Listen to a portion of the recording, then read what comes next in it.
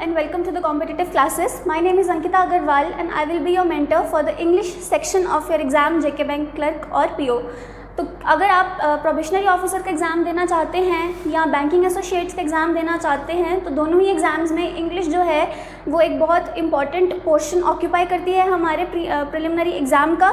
Okay, साथ ही साथ English हमें सिर्फ एग्ज़ाम को क्लियर करने के लिए नहीं पढ़नी है, इंग्लिश हमें इसलिए भी पढ़नी है बिकॉज अगर आप सिलेक्ट हो जाते हो, आप बैंक में अपॉइंट हो जाते हो तो आपके जो इंग्लिश के स्किल्स हैं वो आपको बहुत हेल्प करेंगे ऊपर चढ़ने में। बिकॉज आपको ज़रा पेपर वर्क, आपको सारा जो काम है वो आपके इंग्लिश में आपका ऑफिसर कह देता है कि आपको एक लेटर टाइप करके देनी है, तो अगर आपके इंग्लिश स्किल्स जो हैं वो अच्छे नहीं हैं तो आप वो लेटर टाइप करने में हिचकिचाओगे। तो इसलिए आपको इंग्लिश को सिर्फ एग्ज़ाम क्लियर करने के लिए नहीं पढ़ना, आपको उसके बेसिक्स को भी रेडी रखना है ताकि जब आपको ज़रूरत पड़े उनकी आप उनको यूज़ कर सको। हमारे साथ जितने भी बच्चे हैं, हो सकता है कईयों का बेसिक स्ट्रॉन्ग हो इंग्लिश में, ठीक है, वो सिर्फ अपना कोर्स कंप्लीट करने के लिए आए हैं, बट कई होंगे जो बेसिक लेवल पे भी इतने अच्छे नहीं हैं, जिन्होंने स्कूल में अच्छे से इंग्लिश नहीं पढ़ी है या उनको पढ़ाई नहीं गई है। तो हम उन दोनों लेवल के बच्चों को हेल्प करेंगे अपनी इंग्लिश को इम्प्रूव करने में। तो हम उन दोनों लेवल के बच्चों को साथ में लेकर चलेंगे। जिनका बेसिक स्ट्रॉन्ग नहीं है पहले उनका बेसिक स्ट्रॉन्ग करेंगे और जिनका बेसिक ऑलरेडी स्ट्रॉन्ग है उनके लिए हम नेक्स्ट लेवल का उनको लेक्चर्स प्रोवाइड करेंगे। साथ ही साथ ये कोर्स जो है वो हमने स्पेसिफिकली तो जेके बैंक के लिए लॉन्च किया है, बट अगर आप एक बैंकिंग एस्पिरेंट हैं तो आप जानते होंगे कि IBPS, SBI, RBI ये सब जो हैं इनके एग्ज़ाम्स में भी इंग्लिश का सेम ही प्रोपोर्शन रहता है।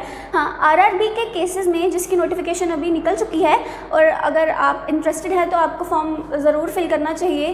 RRB के प्रिलिमिनरी में इंग्लिश का नहीं पूछा जाता, प्रीलिम एग्ज़ाम में सिर्फ मैथ्स और रीजनिंग पूछी जाती है। अदर देन RRB हर बैंकिंग एग्ज़ाम में इंग्लिश जो है वो उतना ही ऑक्यूपाई करती है जितना जेके बैंक एग्ज़ाम में। तो चलिए हम देखते हैं कि जेके बैंक में इंग्लिश का जो पोर्शन है वो कितना रहता है। सबसे पहले तो मैक्सिमम मार्क्स जो हैं इंग्लिश के वो 30 रहते हैं। आपका प्रीलिम्स एग्ज़ाम जो है बैंकिंग PO का और बैंकिंग एसोसिएट का वो जो है वो 100 मार्क्स का होता है। 100 में से 35 मार्क्स आपका मैथ्स पॉइंट ऑक्यूपाई करता है और 35 मार्क्स आपके रीजनिंग ऑक्यूपाई करता है आउट ऑफ 100। तो बाकी जो रिमेनिंग 30 मार्क्स हैं वो आपके कौन ले जाता है? इंग्लिश के आपको मैक्सिमम मार्क्स 30 होते हैं और जो क्वेश्चंस आते हैं आपको 30, विच मीन्स कि हर क्वेश्चन को आपको 1 मार्क दिया जाता है। उसके बाद अगर हम टाइम की बात करें तो हमें हर सेक्शन के लिए इक्वल टाइम मिलता है, 20 मिनट्स, 20 मिनट्स एंड 20 मिनट्स। तो इस हिसाब से देखें तो हमें इंग्लिश के लिए बाकी 2 सेक्शन से ज़्यादा टाइम मिलता है। एम आई राइट? तो आप सोच रहे होंगे कि क्वेश्चन ज़्यादा है, टाइम कम है, ये कैसे किया जाएगा? तो जिनकी तो इंग्लिश स्ट्रॉन्ग है, जो ऑलरेडी जिनको रीडिंग कैपेबिलिटी जिनकी अच्छी है, उनको 30 मार्क्स का पेपर 20 मिनट्स में करने में ज़्यादा डिफ़िकल्टी नहीं आती। बट जिनकी रीडिंग कॉम्प्रीहेंशन अच्छी नहीं है वो ज़्यादातर बच्चे जो हैं वो रीडिंग कॉम्प्रीहेंशन में फंस कर अपना टाइम जो है वो वेस्ट कर देते हैं। तो इसलिए आपको ये सबसे पहले ध्यान रखना है कि इंग्लिश की सेक्शन में कुछ ऐसे क्वेश्चंस भी होते हैं जिनको करने में आपको 10 to 20 सेकेंड्स लगते हैं। ओके, जो वोकैब बेस्ड या ग्रामर बेस्ड हों उनमें आप अपना कम टाइम को यूटिलाइज करके आप उसको कम टाइम में अपना कंप्लीट करके आप रीडिंग कॉम्प्रीहेंशन में चल सकते हो, जिसको रीड करने में शायद आपको ज़्यादा टाइम लगे। तो इसलिए सबसे पहले आपको स्टडी करना है और फिर आपको स्ट्रैटेजाइज करना है कि आपको क्वेश्चंस किस तरह अटेम्प्ट करने हैं अपने एग्ज़ाम में, ठीक है। उसके बाद हमारे इंग्लिश के एग्ज़ाम में जो हमारे टॉपिक्स रहते हैं वो ब्रॉडली इन 3 कैटेगरीज में डिवाइडेड हैं, ठीक है। जो फ्रेशर्स हमारा बैच जिन्होंने ज्वाइन किया है, जो फ्रेशर्स वीडियो देख रहे हैं, उनको मोस्टली जो है वो सिलेबस की नॉलेज नहीं होगी।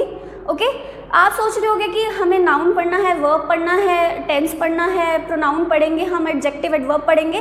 तो जी हाँ, हम वो सब पढ़ेंगे, बट उस सब का जो यूज़ है उसको यूज़ करते हुए हमें इन सेक्शंस को अटेम्प्ट करना है। जैसे आपको क्वेश्चन एग्ज़ाम में ये क्वेश्चन नहीं पूछा जाएगा कि एप्पल के पहले एन आता है या द आता है, आपको एरर पूछा जाएगा कि एरर क्या है। अगर आपने आर्टिकल्स पढ़े होंगे आप तभी उस एरर के बारे में बता सकते हो।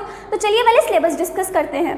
सिलेबस हमारा 3 कैटेगरीज में डिवाइडेड है, ग्रामर, वोकैबुलरी एंड कॉम्प्रीहेंशन, और उसकी आगे सब टॉपिक्स हैं।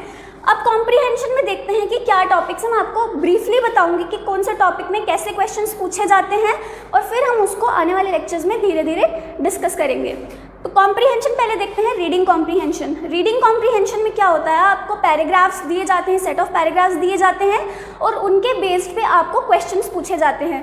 अब ये जो है ये आपको 5 मार्क्स का भी पूछा जा सकता है, 7 मार्क्स का भी पूछा जा सकता है और 10 मार्क्स का भी पूछा जा सकता है। ये जो कम्प्लीटली ये एग्जामिनर की चॉइस है कि वो लेवल कैसा रखना चाहता है अपने रीडिंग कॉम्प्रीहेंशन का, और वो एग्ज़ाम में जो मार्क्स डिस्ट्रीब्यूशन है वो कैसी करना चाहता है। अब रीडिंग कॉम्प्रीहेंशन में आपको सेट ऑफ पैराग्राफ्स दिए जाएंगे, आपको रीड करना है और उनके बेसिस पे आपको कुछ क्वेश्चंस पूछे जाएंगे। आपको पूछा जाएगा कि इस पैसेज का टाइटल क्या हो सकता है, आपको पूछा जा सकता है कि कोई वर्ड दे के कि इस वर्ड का साइनोनियम बताइए या एंटोनियम बताइए, या उसके बाद पूछा जा सकता है कि उसी पैराग्राफ में से उठाकर कुछ क्वेश्चंस के आंसर्स आपको पूछे जा सकते हैं। तो ये मिनिमम टू मिनिमम जो है वो 5 मार्क्स का रहता है हर एग्ज़ाम में, और मैक्सिमम टू मैक्सिमम ये 10 मार्क्स का रहता है। ऑल्सो जो लेवल है रीडिंग कॉम्प्रीहेंशन का वो डिपेंड करेगा with the level of exam. अगर आप बैंकिंग एसोसिएट का एग्ज़ाम दे रहे हो तो प्रॉबेबली वो जो लेवल होगा वो इजी टू मॉडरेट होगा, बट अगर आप प्रोबेशनरी ऑफिसर का एग्ज़ाम दे रहे हो तो उसका लेवल जो है वो मॉडरेट टू डिफ़िकल्ट रहेगा। आपको ये चीज़ पता होनी चाहिए कि जेके बैंक प्रोबेशनरी ऑफिसर्स और बैंकिंग एसोसिएट का जो प्रीलिम्स एग्ज़ाम है वो दोनों अलग अलग रहते हैं, ठीक है। जिसका जैसे कि लास्ट टाइम पीओ प्रीलिम्स का हमारे पास रिजल्ट आ चुका था, जिसमें जम्मू का कट ऑफ जो है वो 67 गया था और कश्मीर का कट ऑफ जो है वो 40 गया था। उसके बाद प्रोटेस्ट के बाद जो कट ऑफ है वो 40 पहुंचा था। और बैंकिंग एसोसिएट्स का एक ही एग्ज़ाम होता है प्रीलिम, वो हम आपके साथ डिस्कस कर चुके हैं पैटर्न उसका अपनी नोटिफिकेशन में, तो उसमें आपको क्लैरिटी होनी चाहिए कि हमारा एग्ज़ाम पैटर्न क्या है, ओके। फिर उसके बाद आता है हमारा पैरा जंबल्स।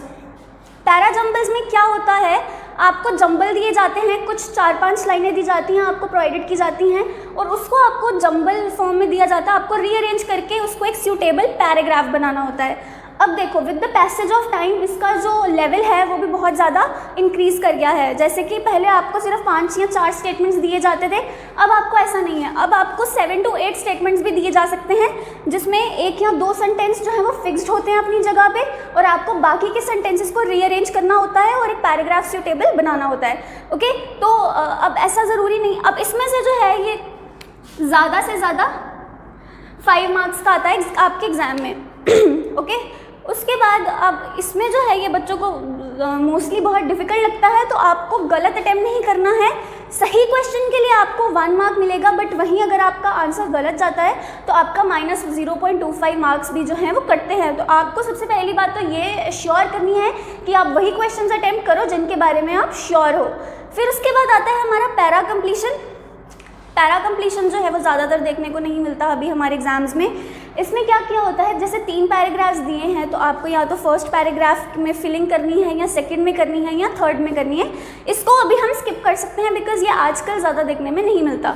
उसके बाद आता है आपका odd one out. Odd one out अब आपने बचपन में पढ़ा होगा कि कुछ नाम दिए होंगे एनिमल्स में, बीच में एक फ्रूट का नाम डाल दिया होगा और आपको पूछा जाता था कि इसमें से ऑड वन आउट बताइए।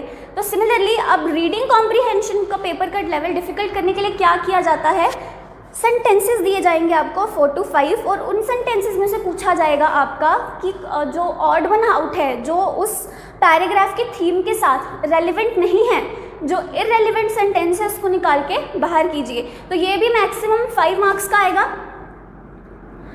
मिनिमम 2 मैक्सिमम 5 मार्क्स का आपसे पूछा जाएगा, उससे ज़्यादा का आपसे नहीं पूछा जा सकता ऑड वन आउट, ठीक है। मैं यहाँ पे वर्ड्स की बात नहीं कर रही, मैं यहाँ पे सेंटेंसेस की बात कर रही हूँ। आपको 4 to 5 सेंटेंसेस दिए जाते हैं और उसमें से आपको जो ऑड वन आउट होता है, जो कि बाकी की पैराग्राफ की थीम के साथ नहीं जा रहा, इररेलेवेंट है, आपको उसको ऑड वन आउट करना होता है। नेक्स्ट आ जाते हैं अपनी वोकैबुलरी पे। अब वोकैबुलरी में आपका फर्स्ट आता है क्लोज टेस्ट। तो क्लोज टेस्ट में क्या रहता है, आपको पैराग्राफ्स दिए जाते हैं और बीच में आपको फिलिंग द ब्लैंक्स दे दिए जाते हैं, ओके। फिलिंग द ब्लैंक्स दे दिए जाते हैं, आपको उनको फिल करके एक पैराग्राफ को एक अंडरस्टैंडेबल फॉर्म में प्रेजेंट करना होता है, उसको आपको कहा जाता है क्लोज टेस्ट। ये भी मैक्सिमम टू मैक्सिमम 5 मार्क्स का आता है, इससे ज़्यादा आपको नहीं पूछा जाता। नेक्स्ट अगर हम देखते हैं फिलर्स, तो फिलर्स भी जो हैं, देखिए अब ये वोकैब बेस्ड है, तो फिलर्स भी जो हैं आपको वर्ड्स दिए जाएंगे। जैसे कि आपको एक सेंटेंस दे दिया गया, उसमें 2 आपको ब्लैंक्स दे दिए गए और आपको ऑप्शन दिए जाते हैं A B C D। आपको एक ही वर्ड ऐसा चूज़ करना होता है जो उन दोनों ब्लैंक्स में फिट हो जाए। तो इस तरह फिलर्स की टाइप्स होती हैं। आपको फ्रेज भी ब्लैंक के शेप में दिया जा सकता है, जिसमें आपको एक फ्रेज को फिल करना हो या आपको किसी वर्ड को फिल करना हो। तो इस तरह आपका फिलर्स जो है उसकी भी 2-3 टाइप्स आपकी रहती हैं। उसके बाद आता है आपका सिनोनियम एंटोनियम। तो सिनोनियम एंटोनियम जैसे मैंने आपको पहले बताया। रीडिंग कॉम्प्रीहेंशन में आपको जब पूछा जाता है, आपको पूछ सकते हैं कि what is the antonym of this word. वो वर्ड जो होगा वो आपके कॉम्प्रीहेंशन से डिराइव्ड होगा और आपको उसका सिनोनियम या एंटोनियम पूछा गया होगा आपके एग्जाम में। ओके, इसलिए आपको अपनी वो कैब को भी ध्यान रखना है। आप अपनी ग्रामर सुधार सकते हो, अपनी कॉम्प्रीहेंशन सुधार सकते हो पढ़ के, बट वोकैबुलरी जब तक आप यहाँ वहाँ के जनरली यूज्ड वर्ड्स या आप न्यूज़पेपर से वर्ड्स निकाल के या बुक्स में से वर्ड्स निकाल के अगर उनके मीनिंग्स अपने ध्यान में नहीं डाल रहे तो आप इस सेक्शन को अटेम्प्ट नहीं कर सकते।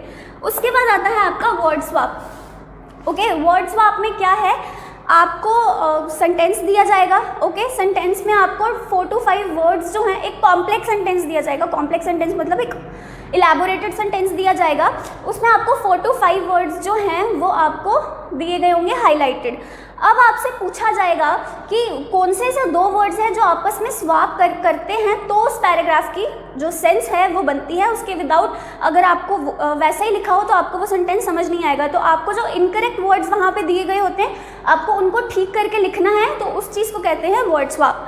नेक्स्ट आता है वर्ड रीअरेंजमेंट। अगेन आपको वर्ड्स दिए गए होंगे, आपको एक पूरा सेंटेंस दिया गया होगा, उस सेंटेंस में आपको 4 to 5 वर्ड्स जो हैं वो हाईलाइट किए गए होंगे और आपको पूछा गया होगा कि जो भी वर्ड्स आपको लगता है कि अपनी जगह पे सही नहीं लग रहे उनको रीअरेंज करो। ओके, तो it is similar to word swap. जो ये है ये ज़्यादा से ज़्यादा 2 to 5 मार्क्स के आते हैं, 5 मार्क्स। अब आप ये मत सोचिए कि हर एग्जाम में आपको ये भी आएगा, ये भी आएगा, ये भी, जी नहीं। एग्जामिनर की चॉइस है कि क्या आएगा, बट जो आपकी रेंज रहती है टॉपिक्स की वो सिर्फ यही रहेगी। इसमें से कोई ना कोई टॉपिक उठा के एग्जामिनर आपसे क्वेश्चंस पूछेगा तो आपके 30 मार्क्स बनाने के लिए। ओके, हो सकता है आपको किसी एग्जाम में पैराजंबल ना पूछा जाए, इसके 2 क्वेश्चन ज़्यादा पूछ लिए जाएँ। हो सकता है आपको रीडिंग कॉम्प्रीहेंशन के 10 क्वेश्चंस पूछ लिए जाएँ और बाकी के टॉपिक्स में से बाकी के 20 मार्क्स का पेपर पूछा जाए, तो ऐसे रहता है।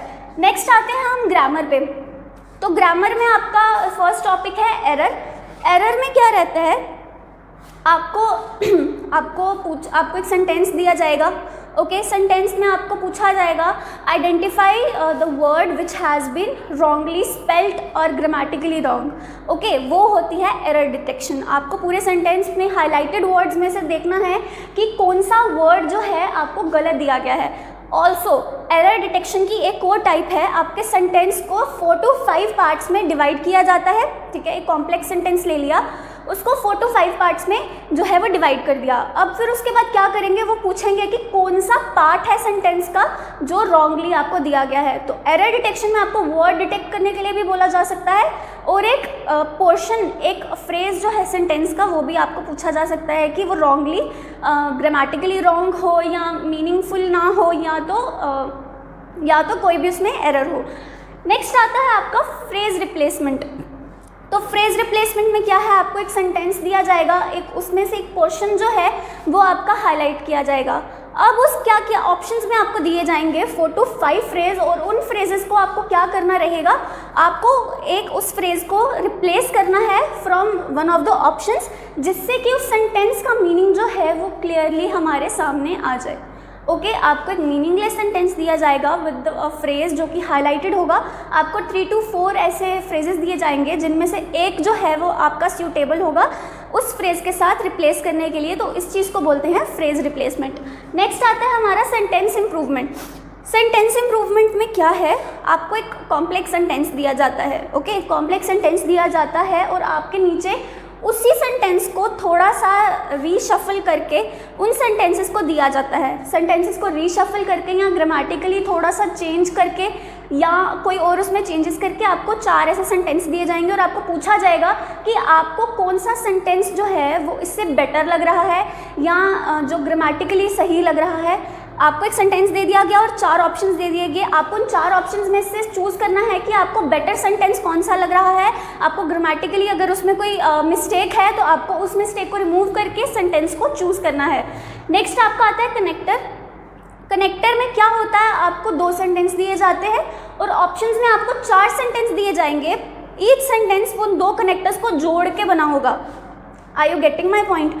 आपको 2 सेंटेंस दिए जाएंगे अलग अलग और ऑप्शंस में आपको 4 सेंटेंस दिए जाएंगे जो उन्हीं 2 सेंटेंस का एक इंडिविजुअल फॉर्म होगा। तो आपको वो चूज़ करना है कि कौन सा सेंटेंस जुड़ के सही तरह से जुड़ा हुआ है, तो उसको बोलते हैं कनेक्टर। नेक्स्ट आता है हमारा match the column. Match the column जैसे हम छोटी क्लासेस में करते थे, हमको ए पोर्शन दिया जाता था, बी पोर्शन दिया जाता था, लिस्ट ऑफ वर्ड्स होते थे दोनों सेक्शन में और आपको उनको कनेक्ट करना होता था। तो वही यहाँ पे भी करना है आपको, ग्रामेटिकली और मीनिंगफुल सेंटेंसेस बनाने हैं ए कॉलम और बी कॉलम के सेंटेंसेस को जोड़ के। ऑप्शन में आपको दिया गया रहेगा कि कौन सा ऑप्शन किससे जुड़ेगा। तो ये जो 2 टॉपिक्स हैं ये हमारे न्यू पैटर्न में आजकल एग्जिस्ट करते हैं, ये पहले नहीं पूछे जाते थे, ये फ्रॉम पास्ट 1 to 2 years हमारे हर एग्ज़ाम में पूछे जाते हैं।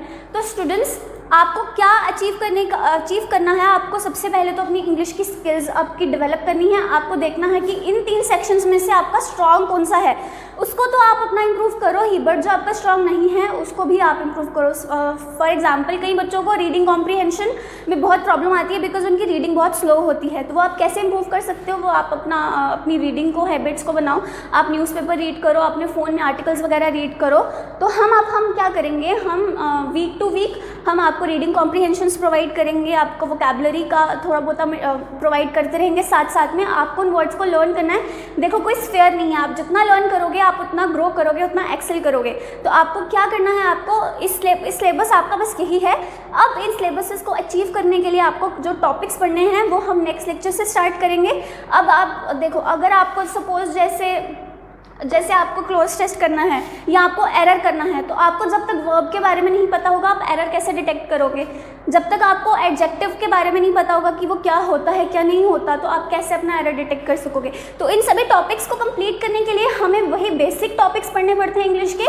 तो हम बेसिक टॉपिक्स भी पढ़ेंगे इंग्लिश के और साथ ही साथ इन सब टॉपिक्स की भी प्रैक्टिस हम आपको साथ करवाते रहेंगे। तो प्लीज़ हमारी वीडियोज़ को रेगुलरली देखिए और अपनी प्रेपरेशन को रेगुलर करिए ताकि आप आने वाले एग्ज़ाम में आप एक्सेल कर पाओ। Thank you so much. आज के लेक्चर में इतना ही, हमारे साथ जुड़े रहिए।